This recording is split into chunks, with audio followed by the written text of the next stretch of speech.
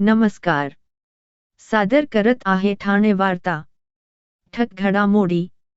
नवी मुंबई पालघर मुरबाड नाशिक पर्वतमाला परियोजना अंतर्गत सार्वजनिक खाजगी भागीदारी PPP अथवा केंद्र व राज्य शासनाच्या संयुक्त आर्थिक भागीदारीने रोपवे विकसित करण्याचा मंत्री प्रताप सरनाईक यांचा मानस. नवी मुंबईच्या APMC बाजारात कोकणातील पहिला आंबा 5 डझनाच्या केशर आंब्याच्या पेटीची किंमत जवळपास 15,000 ते 16,000. आम्हाला फेसबुक आणि यूट्यूबवर फॉलो करायला विसरू नका. तर पाहूया ठक घडामोडी विस्तारितपणे पण काही क्षणात. ठाणे वार्ता आणि श्री स्थानक वाहिनीचं लाईव्ह स्ट्रीमिंग ठाणेवार्ता.com वरील लाईव्ह स्ट्रीमवर क्लिक करा आणि अगदी मोबाईलवरही ठाणे वार्ता श्री स्थानक वाहिनीचा आनंद लुटा. अनेक लोकांनी शिवसेनेत प्रवेश केला. नवी मुंबई पालघर मुरबाड नाशिकच्या कार्यकर्त्यांनी प्रवेश केला. शिवसेना आणि बाळासाहेबांचे विचार घेऊन पुढे जात आहे. 2.5 वर्षात विकासाची कामे केली. ज्यांनी म्हटलं होते जनतेच्या न्यायालयात जाऊ आणि सांगितलं होते खरी शिवसेना कोणाची. बाळासाहेब आणि आनंद दिघे यांचे विचार कोण पुढे घेऊन जात आहे. जनतेच्या न्यायालयात शिवसेना आणि धनुष्यबाण यावर शिक्कामोर्तब केला आहे. प्रत्येक जिल्हा तालुक्यातून शिवसैनिक येत आहेत. त्यांचे मनापासून स्वागत करतो. शिवसेना पक्षवाढीसाठी हे सगळे माझ्या सोबत आले आहेत. सुरुवातीपासून 2.5 वर्ष शिव्या शाप देणाऱ्यांचे तोंड महाराष्ट्रातल्या जनतेने बंद केले आहे. आमचे 57 उमेदवार धनुष्यबाणावर निवडून आले. जनतेच्या न्यायालयात गेल्यावर घरी बसणाऱ्यांना कायमच घरी बसवलं आहे. बाळासाहेबांचे विचार घेऊन हे सर्व पुढे घेऊन जातील. आपण सर्वसामान्य माणसांना न्याय देणारी आपली संघटना आहे. मी आधीच सांगितलं होतं 200 लोक निवडून आणू नाही तर शेती करायला जाऊ आणि आम्ही 200 वर निवडून आणल. शिवसेना अधिक मजबूत होत आहे. नवी मुंबईच्या APMC बाजारात कोकणातील पहिला आंबा दाखल झाला आहे. कोकणातील देवगड येथून केशर आंब्याची पेटी APMC मार्केटमध्ये दाखल झाली आहे. कोकणातील आंबा हंगामाचा विचार केला तर गेल्या वर्षी शेतकऱ्यांना 90 दिवसांचा हंगाम मिळाला होता. मात्र यंदा पावसामुळे 60 दिवसांचाच हंगाम मिळणार आहे. दरवर्षी फेब्रुवारीमध्ये सुरू होणारा आंब्याचा हंगाम यावर्षी मार्चमध्ये सुरू होणार असल्याचे व्यापाऱ्यांनी सांगितले आहे. येणाऱ्या 8-10 दिवसांत आंब्याच्या अजून पेट्या दाखल होतील. आज दाखल झालेल्या 5 डझनाच्या केशर आंब्याच्या पेटीची किंमत जवळपास 15,000 ते 16,000 आहे अशी माहिती व्यापाऱ्यांनी दिली आहे. भिवंडी शहरातील शांतीनगर येथील बिलाल नगर परिसरात जुन्या भांडणाच्या वादातून एका तरुणावर 4 जणांनी धारदार शस्त्राने हल्ला केला. या हल्ल्यात सहजाद शेख वय 26 गंभीर जखमी झाला आहे. मिळालेल्या माहितीनुसार सहजाद शेख याच्या परिसरातील काही तरुणांबरोबर जुने वाद होते आणि मोठा भांडण देखील झालं होतं. त्यावेळी शांतीनगर पोलीस ठाण्यात गुन्हा दाखल करण्यात आला होता. मात्र सहज असे याला त्यावेळी अटक झाली होती. परंतु सहजाचे का जेलमधून बाहेर आल्यानंतर सहजाद आज बिलाल नगर परिसरात शौचालयासाठी गेला असताना त्याला चौघांनी मिळून घेरलं व बेदम मारहाण केली आणि चेहऱ्यावर कानावर तसेच पाठीवर धारदार शस्त्राने वार केले. स्थानिकांनी तातडीने त्याला भिवंडी येथील शासकीय रुग्णालयात दाखल केले. मात्र प्रकृती गंभीर असल्यामुळे पुढील उपचारासाठी त्याला कवा रुग्णालयात हलवण्यात आले आहे. घटनेची माहिती मिळताच शांतीनगर पोलिसांनी घटनास्थळी धाव घेतली आणि परिस्थिती नियंत्रणात आणली. अज्ञात हल्लेखोरांविरोधात पोलिसांनी गुन्हा दाखल केला असून पोलीस आरोपींचा शोध घेत आहेत.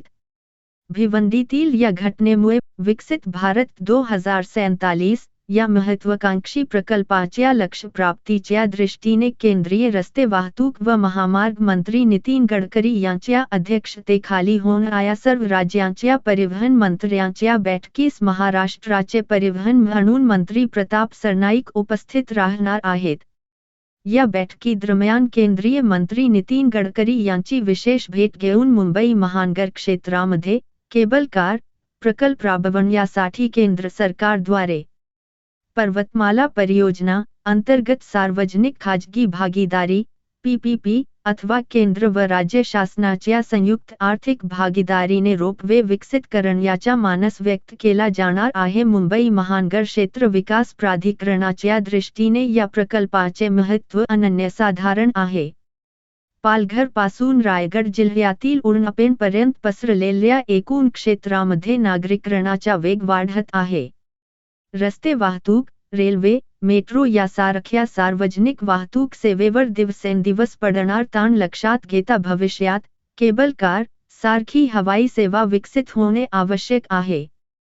त्यासाठी या प्रकल्पाचे सर्वेक्षण करून विकास आराखडा (DPR) तयार करणे गरजेचे असून त्याला केंद्रीय रस्ते वाहतूक मंत्री म्हणून नितीन गडकरी यांनी विशेष परवानगी देणे आवश्यक आहे. या भेटीदरम्यान केंद्रीय मंत्री गडकरी यांना या प्रकल्पाचे सादरीकरण करून मुंबई क्षेत्र विकास प्राधिकरणाच्या दृष्टीने या प्रकल्पाचे महत्त्व विशद केले जाईल अशी माहिती परिवहन मंत्री प्रताप सरनाईक यांनी दिली. मुंबई महानगर क्षेत्रातील वाढते नागरीकरण, वाहनांची वाढती संख्या, त्या तुलनेत अपुरी रस्ते व रेल्वे सेवा, वाढते प्रदूषण या कारणामुळे काही धोरणात्मक निर्णय घेऊन आधुनिक तंत्रज्ञान व पाश्चात्य देशातील यशस्वी झालेल्या नाविन्यपूर्ण प्रकल्पाचा अभ्यास करून वाहतूक समस्या सोडवण्यासाठी ठोस प्रयत्न करणे ही काळाची गरज आहे. तथापि मुंबई महानगरास प्राप्त झालेले महत्त्वपूर्ण भौगोलिक स्थान, सागरी किनारा खाडीचा प्रदेश, एलिफंटासारखी प्राचीन लेणी, माथेरान सारखे थंड हवेचे पर्यटन स्थळ, संजय गांधी राष्ट्रीय उद्यान, तुंगारेश्वर वन्यजीव अभयारण्य यासारखी हरित चादर जतन करून मुंबई महानगर क्षेत्र विकास प्राधिकरणाच्या वाहतूक व्यवस्थेमध्ये सुधारणा करण्यासाठी रोपवेच्या माध्यमातून केबल कार प्रकल्प राबवणे अत्यंत आवश्यक असल्याचे मत यावेळी मंत्री सरनाईक यांनी व्यक्त केले. फिट अहो, आपण आपलं घर स्वच्छ, सुंदर, नीटनेटकं ठेवतो ना, मग आपण आपल्या शहराच्या बाबतीत उदासीन का? आपलं शहर स्वच्छ, सुंदर आणि नीटनेटकं ठेवणं ही आपली जबाबदारी आहे, हो ना? मग उचला फोन आणि विना परवाना होर्डिंग्स, बॅनर्स कुठे दिसले तर 1800-222-108 या टोल फ्री क्रमांकावर कळवा किंवा 7506946-155 या भ्रमणध्वनीद्वारे आपली तक्रार नोंदवा किंवा महापालिकेने तयार केलेल्या स्टार ग्रेड ॲप्लिकेशनद्वारे आपली तक्रार नोंदवा. त्याची दखल त्वरित घेतली जाईल. लक्षात घ्या, आपला छोटासा सहभाग आपलं शहर स्वच्छ, सुंदर आणि नीटनेटकं बनवू शकतो, जसं आपलं घर.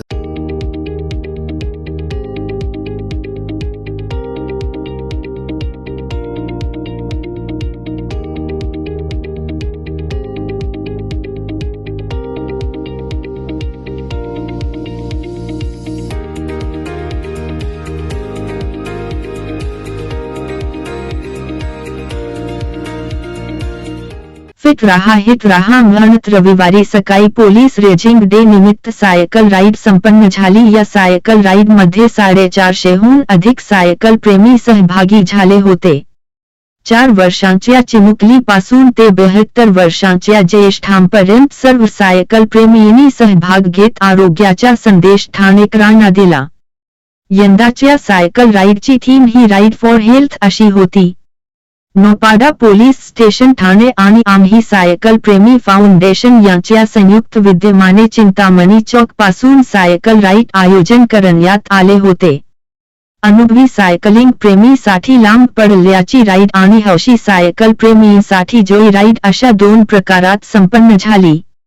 यावेळी वाहतूक विभागाचे सह पोलीस आयुक्त विजयसिंह भोसले, नौपाडा पोलीस स्टेशनचे वरिष्ठ पोलीस निरीक्षक अभय महाजन, शिवसेना निवडणूक विभागाचे महाराष्ट्र राज्य समन्वयक विलास जोशी, आम्ही सायकल प्रेमी फाउंडेशनच्या संस्थापिका अध्यक्षा प्रज्ञा म्हात्रे, सचिव दीपेश दवी, पोलीस निरीक्षक रोहिणी सोनार, गौरी मोरे, सामाजिक कार्यकर्ते महेंद्र मोने आदी व्यासपीठावर उपस्थित होते.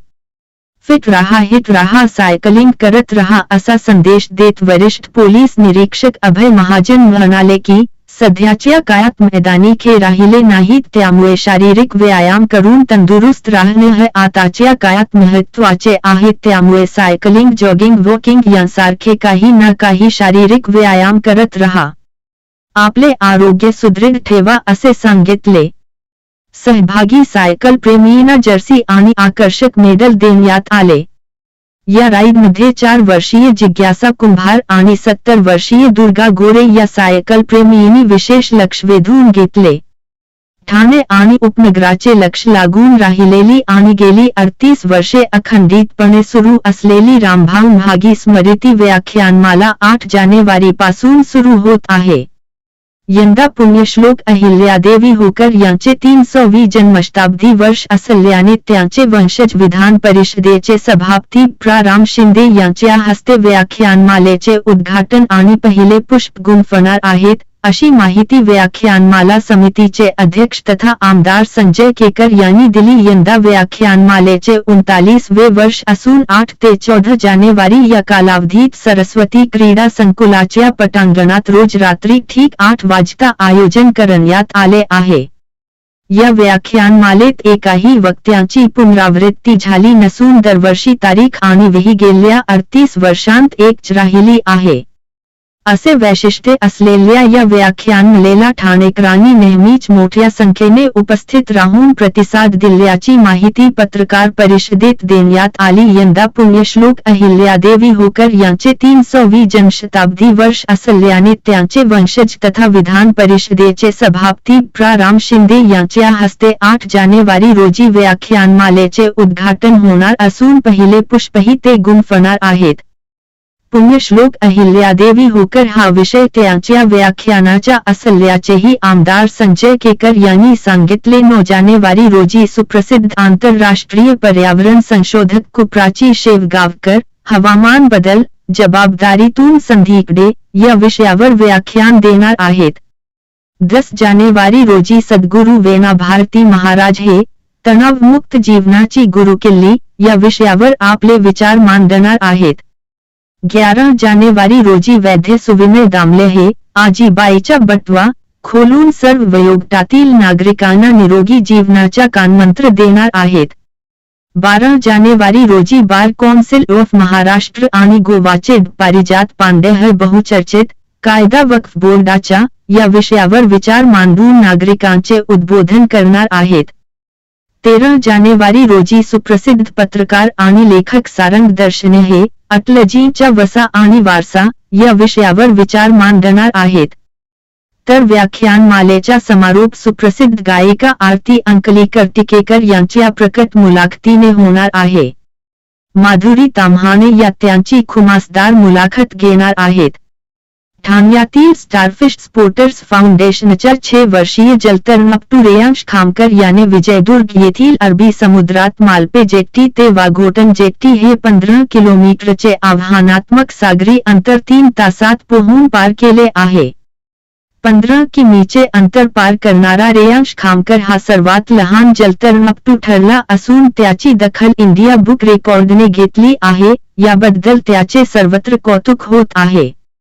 रेयांश खामकर हा स्टारफिश स्पोर्टर्स फाउंडेशनच्या माध्यमातून जलतरणाचे धडे प्रशिक्षक कैलास आखाडे यांच्याकडून घेत असून तो ठाणे महापालिकेच्या मारोतराव शिंदे तरणतलाव येथे दररोज सराव करीत आहे. रेयांश हा ठाण्यातील नौपाडा येथील सरस्वती इंग्रजी माध्यमाच्या शाळेत शिकत असून त्याच्या या विक्रमाबद्दल त्याचे शाळेनेही कौतुक केले आहे. गेल्या वर्षभरात विविध स्पर्धांमध्ये रेयांशने 13 पदके प्राप्त केली असून यात 5 सुवर्ण, 5 रौप्य व 3 कांस्य पदकांचा समावेश आहे. विजयदुर्ग येथील सागरी जलतरण ही रेयांशची पहिलीच सागरी जलतरण स्पर्धा होती. या स्पर्धेत सहभागी होणारा हा लहान जलतरणपटू असल्याने सर्वांचीच उत्सुकता शिगेला पोहोचली होती. परंतु हे अंतर अवघ्या 3 तासात पार करून रेयांशने एक विक्रम केला. त्याने केलेल्या या कामगिरीची दखल इंडिया बुक ऑफ रेकॉर्डने घेतली असून रेयांशला देऊन त्याचा सन्मान केला आहे. सन 2024 मध्ये रेयांश खामकर हा सतत विविध स्पर्धांमध्ये सातत्याने सहभाग घेत होता. 2 जून 2024 रोजी ठाणे येथे झालेल्या राज्यस्तरीय जलतरण स्पर्धेत 25 मीटर बटरफ्लाय विथ फिन्स स्पर्धेत त्याने सुवर्णपदक तर 50 मीटर फ्रीस्टाईल विथ फिन्समध्ये कांस्य पदक प्राप्त केले. 6 जुलै 2024 रोजी कोल्हापूर येथे झालेल्या महाराष्ट्र कर्नाटक, गोवा या त्रिराज्यस्तरीय जलतरण स्पर्धेत त्याने 50 मीटर बॅकस्ट्रोक मध्ये सुवर्णपदक प्राप्त केले. 17 ते 18 ऑगस्ट 2024 रोजी बंकॉक, थायलंड येथे झालेल्या आशियाई ओपन स्कूल स्विमिंग चॅम्पियनशिपमध्ये रेयांशने उत्कृष्ट कामगिरी केली आहे.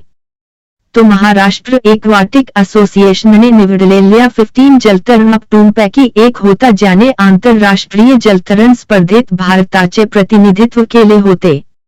6 वर्षांखालील मुलांच्या गटात 25 मीटर फ्रीस्टाईल किकबोर्डमध्ये रौप्य पदक, 25 मीटर फ्रीस्टाईलमध्ये कांस्य पदक, 50 मीटर ब्रेस्ट स्ट्रोकमध्ये कांस्य पदक, 200 मीटर फ्रीस्टाईल रिलेमध्ये रौप्य पदक त्याने प्राप्त केले. 15 सप्टेंबर 2024 रोजी underwater sports association of Maharashtra द्वारा आयोजित केलेल्या 4थ्या महाराष्ट्र राज्य फिन स्विमिंग स्पर्धेत रेयांशने 50 मीटर मोनोफिन सरफेस स्विमिंगमध्ये सुवर्णपदक, 100 मीटर बायोफिन मिश्र रिलेमध्ये सुवर्णपदक, 50 मीटर बायोफिन स्विमिंगमध्ये रौप्य पदक पटकाविले.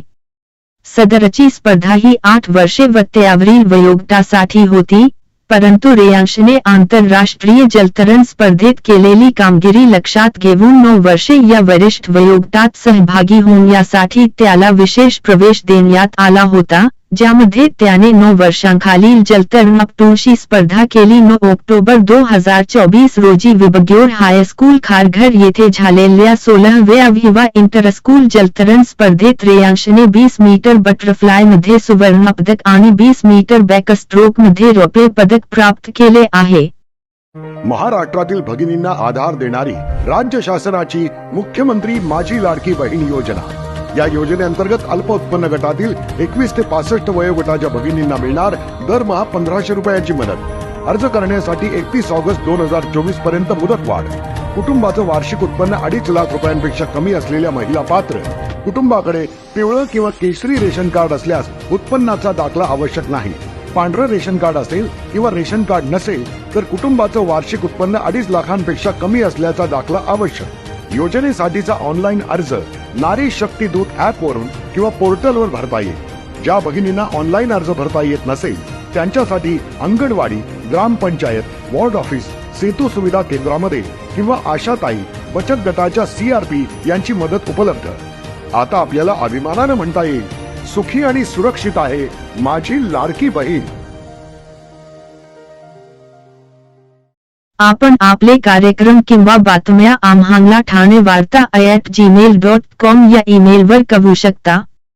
ठक घडामोडी शेवटी पुन्हा एकदा. नवी मुंबई, पालघर, मुरबाड, नाशिकच्या कार्यकर्त्यांनी केला शिवसेनेत प्रवेश.